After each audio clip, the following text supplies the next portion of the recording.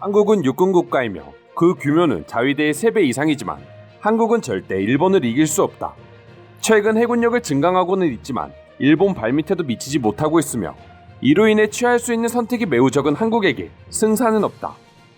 불과 1년 전까지만 하더라도 일본인들이 해외 커뮤니티에서 한국 군대와 일본 자위대의 군사력을 비교하는 글에 달았던 내용입니다.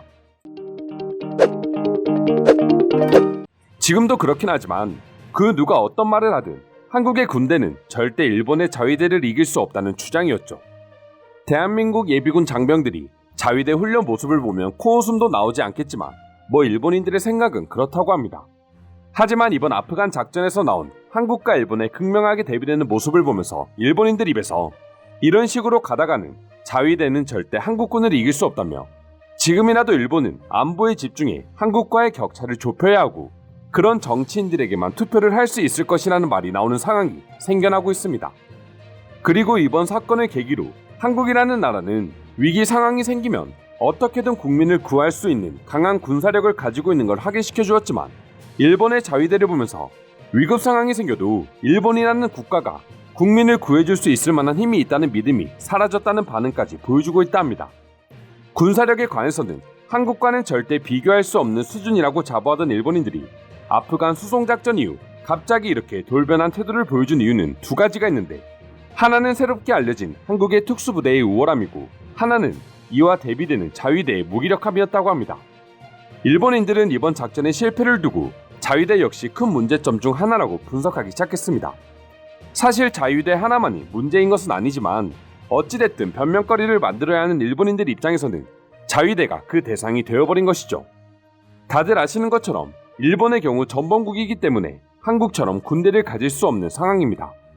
하지만 한국 전쟁을 계기로 일본의 치안 유지를 목적으로 경찰 예비대를 창설하였고 다른 나라를 침략하거나 공격할 수는 없지만 일본의 평화와 독립을 지키고 나라의 안전을 유지하기 위하여 자위대를 개설하게 되었습니다. 때문에 평화헌법에 따라 자위대의 경우 무기 사용이 일본인 보호에 한정적이고 긴급 피난 과정에서는 사용할 수 없는 등의 제약이 따르고 있습니다. 일본인들은 자위대의 이러한 족쇄 때문에 한국과 달리 이번 아프간 작전에 실패할 수밖에 없었다는 주장이었죠. 한국은 공군 최정예 특수부대인 CCT를 현장에 급파했고 언제 어디서나 탈레반의 공습에 반격할 수 있었기에 탈레반이 한국인들의 탈출을 막지 못했지만 반대로 일본의 자위대는 자신들을 공격할 수 없다는 것을 알기에 탈출 작전이 쉽지 않았다는 그런 주장이었습니다. 그리고 자국민들에게 위기가 생길 때마다 등장하는 한국에 알려지지 않은 특수부대원들이 활약하는 모습을 보자 일본인들은 계속해서 일본 정부가 관련법을 제정하지 않고 무책임한 모습을 보이다가는 언젠가는 한국에게 군사력마저 밀리게 될 것이고 한국인들 손에 일본이 멸망하는 날이 올 수도 있을 것이라는 반응을 보여주기도 했습니다. 절대 자위대의 전력이 한국보다 약하다고는 말하지 않았지만 결국 한국 군대의 임무 수행 능력을 배우지 않는다면 한국과의 전쟁이 중요한 게 아니라 일본 국민들조차 제대로 지켜내지 못할 것이고 결국 다른 이유로 나라가 멸망할 수밖에 없다는 주장이었습니다. 죽어도 한국을 배워야 한다거나 한국이 뛰어나도 인정하지 않는 일본인들이 이와 같은 반응을 보여주는 이유는 도쿄올림픽과 아프간 작전이 큰 영향을 끼치고 있는 걸로 보여집니다. 도쿄올림픽, 전염병, 아프간 작전 이 세 가지의 공통점은 결국 국가의 위기관리 능력인데 한국에 비해 일본은 지금까지도 말 그대로 최악의 위기관리 능력을 보여주고 있고 이는 결국 일본 국민들 스스로 일본에 대한 신뢰를 급격하게 떨어뜨리는 요인이 되고 있는 것이죠. 한국이나 한국 군대와는 별개로 일본 정부 자체가 국민보다는 법과 자신들의 지위만을 생각하고 있고 위기관리 능력은 제로에 가깝다는 반응들이 많이 보인다는 것 자체가 현재 일본인들이 자국에 대해 얼마나 큰 신뢰를 잃은 상태인지 보여주는 증거라고 할 수 있습니다.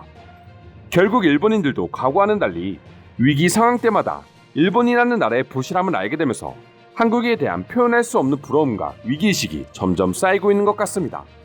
관련 뉴스에 달린 댓글들만 보더라도 과거와는 확연히 다른 일본인들의 분위기를 느낄 수 있는데요. 한국 특수부대와 비교되는 일본의 자위대를 보고 일본 네티즌들은 어떤 반응을 보여주고 있는지 지금부터 자세히 소개해드리도록 하겠습니다. 맨몸이나 다름없는 자위대가 다국적 군으로 여러 나라에 오래 주둔하며 파병 경험을 가진 한국군처럼 임무를 수행하는 것은 절대 불가능합니다. 개헌은 반드시 이루어져야만 합니다. 비슷한 시기에 수송기를 파견했고 한국 역시 특수부대를 보내긴 했지만 그렇다고 무력 진압이 있었던 것도 아닙니다.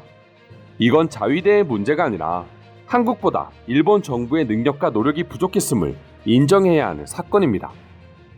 이러다 독도 주변에서 일본인에게 무슨 일이 생겨도 자위대는 아무것도 해줄 수 없는 게 아닐까 하는 생각마저 든다. 기본적으로 자위대의 역할은 정해져 있고 한국의 군대가 할 수 있는 것들을 자위대가 할 수 없는 것도 사실이다. 그 문제점이 아프간 작전을 통해 표면으로 드러난 것일 뿐이야. 한국은 군대입니다. 당연히 다른 나라의 군대와 정보 공유도 있을 것이고 공동 작전도 수행하고 있습니다. 반면 일본은 어디까지나 자위대입니다.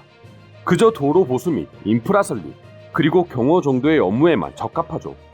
전쟁 발발 시 한국보다 대응이 느린 것은 어쩔 수 없어 보입니다. 간단하게 말해 그냥 손발 다 묶여버린 무쓸모한 군대라고 말하면 될 것 같네요. 일본과 한국을 굳이 비교할 필요는 없다. 하지만 한국과 상관없이 일본 정부의 이번 대응은 진지하게 반성해야 한다. 진지하게 반성해야 한다면 당연히 한국과 비교하고 고칠 건 고쳐야 하는 게 맞지 않나요?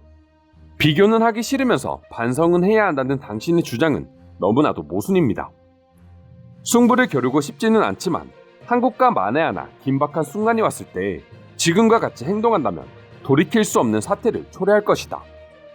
한국도 분명 수많은 실패를 경험하고 있는 것도 사실이지만 일본과는 반대로 같은 실패를 반복하지 않기 위해 어떻게든 분석하고 결과를 만들어낸다. 반면 일본은 같은 실수를 항상 반복하고 위기가 오면 결국에는 또 그 위기에 하나도 대응하지 못해버린다. 한국 군대와 전쟁이 나면 아무리 최첨단 군사 기술을 가지고 있어도 이기지 못할 겁니다. 대사관 직원들처럼 모두가 이미 도망가고 없을 거니까요. 일본의 치욕이다. 일본의 수준은 초등학생에 불과해 보이고 뒤늦게 한국의 대응을 따르려고 했지만 그때는 이미 늦었다. 부끄럽기 그지없고 일본의 미래는 암담 그 자체일 뿐이다. 한국과 전쟁을 치를 일은 없겠지만 또 미래에 어떤 일이 생길지는 아무도 모릅니다. 하지만 확신할 수 있는 한 가지는 전쟁은 단순히 군사력만으로 결정나는 것이 아니라는 겁니다. 수많은 기관과 지휘자들의 선택과 리더십이 조화를 이뤄야 하는데 지금 일본은 조화라는 단어 자체를 모르는 것 같네요. 일본과 한국의 대피 작전의 성패 차이를 분석하는 게 전염병 관리와 더불어 지금 일본에게 가장 중요한 과제이다. 이를 통해 향후 일본이 비슷한 일이 생겼을 때 어떻게 대응하면 좋을지 확실하게 배워야 한다. 이상으로 아프간 작전을 통해 드러난 한국 군대와 일본 자위대의 비교되는 모습에 대한 일본 반응 살펴보았습니다. 오늘도 끝까지 영상 시청해주셔서 감사드리며 여러분들의 구독과 좋아요는 영상 제작에 큰 힘이 됩니다. 이상 종크TV였습니다.